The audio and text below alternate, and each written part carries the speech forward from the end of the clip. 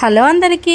అయితే నేను ఎప్పుడు చికెన్ ఫ్రై చేసినా ఎట్లా చేస్తా అనేది ఒకసారి మీకు ప్రాసెస్ అయితే చూపిస్తున్నాను. మీకు కూడా నచ్చినట్లయితే ఒకసారి ట్రై చేయండి.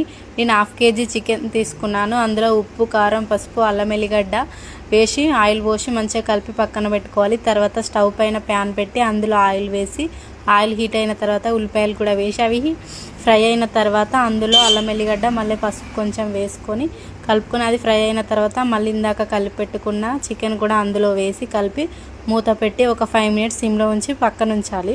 తర్వాత 5 minutes తర్వాత మూత తీసి చూస్తే ఆయిల్ అయితే అలా పైన వస్తుంది. తర్వాత కొత్తిమీర, పుదీనా, ఒక 2 టమాటా కలిపి మిక్సీ పట్టి అందులో వేసేయాలి.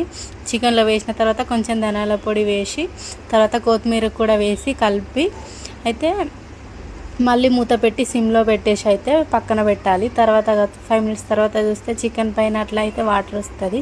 సో మీకు కూడా నచ్చినట్లయితే ట్రై చేయండి. Bye bye.